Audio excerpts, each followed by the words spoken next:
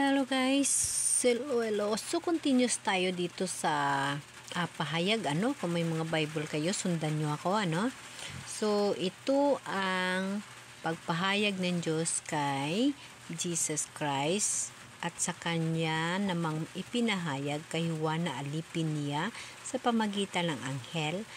Ang layo ng pagpahayag na ito ay ipabatid sa mga alipin ng Diyos ang mga bagay na malapit ng maganap. So,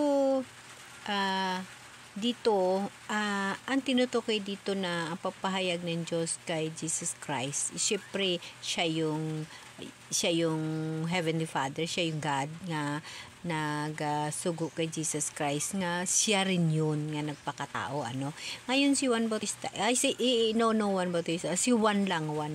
si Juan na alipin niya nandito so sa pamagitan ng anghel ang layunin ng pahayag na ito ay ipinabatid ng mga alipin ng Diyos ito napakaganda, di ba, na ito siya ay mga vision ito ni Juan. So, ipapatuloy natin.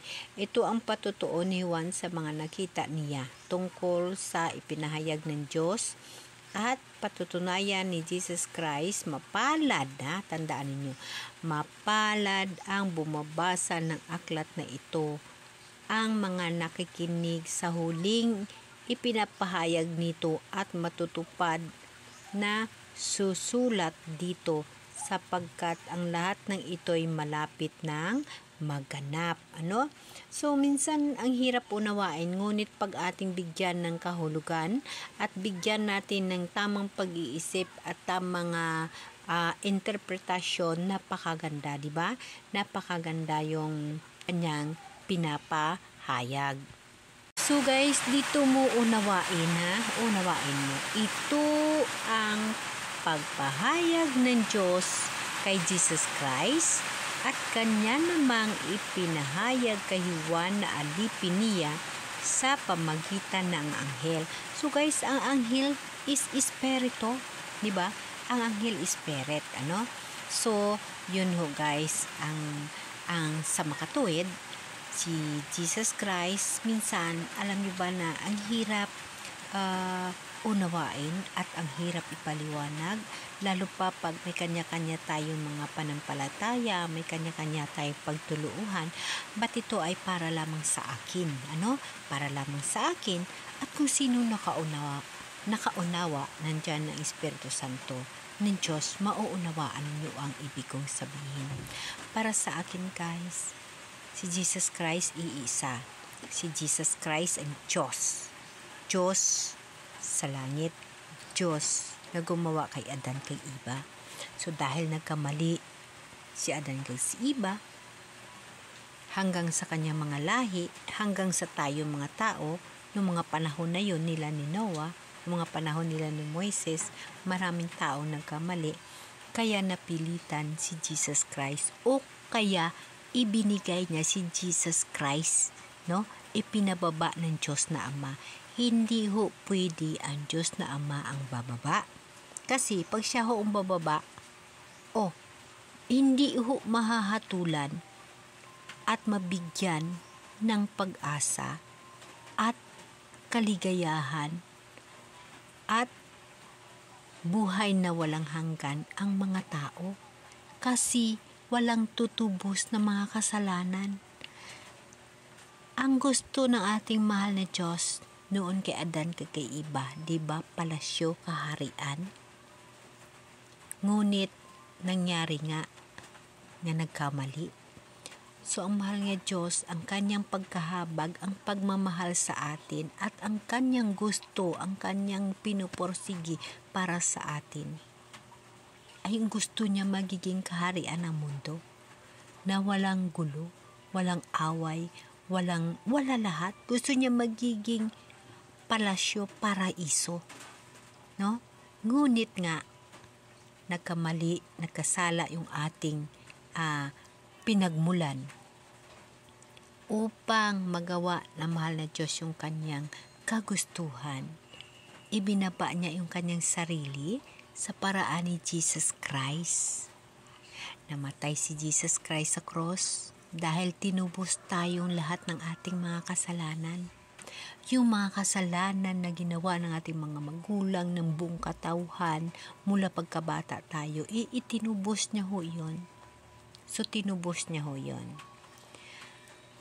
Mula sa espiritu na kanyang iniwan sa atin, na nandito ngayon sa atin, yun ho ang ating ikinabubuhay at the present. So dito sa pahayag, dito sa mga nakasulat, kung mayroon kayo dyan, inyo himay-himayin upang mabasa ninyo at malaman ninyo kung ano bang may obligasyon na mayroon kayo na mula sa Diyos. Tayo guys, mga tao dito sa mundo, bago pa tayo na ilagay dito sa mundo, may kanya-kanya tayong obligasyon o may kanya-kanya tayong papel na ibinigay ang Diyos. Dati guys, ang buhay ko bilang ako, puno ng problema, mga kasalanan, lahat ng mga pagkakamali nandyan, pero slight, hindi naman tayo worse. Pero mali is mali. Pag mali is mali, nabubuhay tayo sa mali. Kahirapan, lahat, pagtitiis, nandyan ho. Hanggang sa lubusan kong nag-matured sa pamumuhay ng espirituhano na buhay. Kaya tuwing may problema ako, tuwing may pangangailangan ako, sinasabi ko sa mahal na Diyos, Lord, hindi ko naman sinasadya yung mga lahat ng mga bagay na pagkakamali ko. Hindi ko sadya yung mga bagay na mga ganun ho, kusa ang pumupunta sa buhay ko at ako ho, tuloy-tuloy lang.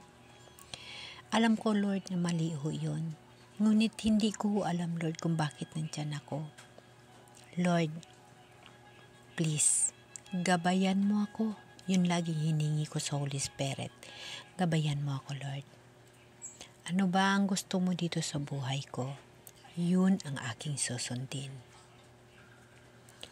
Lord, sa sitwasyon ko, para sa pamilya ko,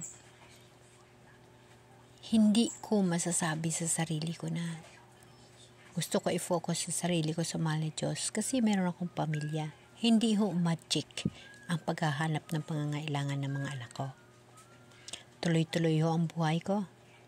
Tuloy-tuloy lang ang buhay. Hanggang sa nagsilakihan na yung mga anak ko. Nang lumaki na ho yung mga anak ko, hindi pa rin ho ako huminto sa pagtatrabaho. Para pa rin sa kanila. So wala ho yung para kay God. Kasi noong kasalukuyan na trahedya ng mga problema, ang hirap ng buhay, lagi ho ako umiiyak sa Diyos. Lagi ho ako umiiyak sa gabi. Lord, ikaw na ang bahala sa akin, please. Lagi ko siyang kinakausap. Lagi ko sinasabi sa Kanya. No?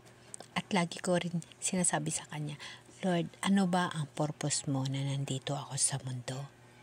Kung anong purpose mo, Lord, sa buhay ko, yun ang susundin ko. Lagi ho yan, gabi-gabi. Gabi-gabi na lang yun ho. Bago ako matulog, yun ho ang pinanalangin ko.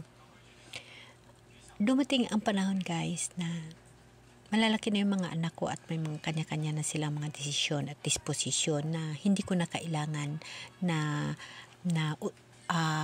kalabanin yun kasi magkasamaan na ng loob kasi hindi naman nila ako susundin kasi malalaki na sila, no? Yung mga sign na yun, pahiwatig na ho yun ng mahal na Diyos na tapos ka na sa kanila. Maglingon-lingon ka naman. Kalimutan mo na ata ako. Dati nangangailangan ka sa akin, gabi-gabi umiiyak ka.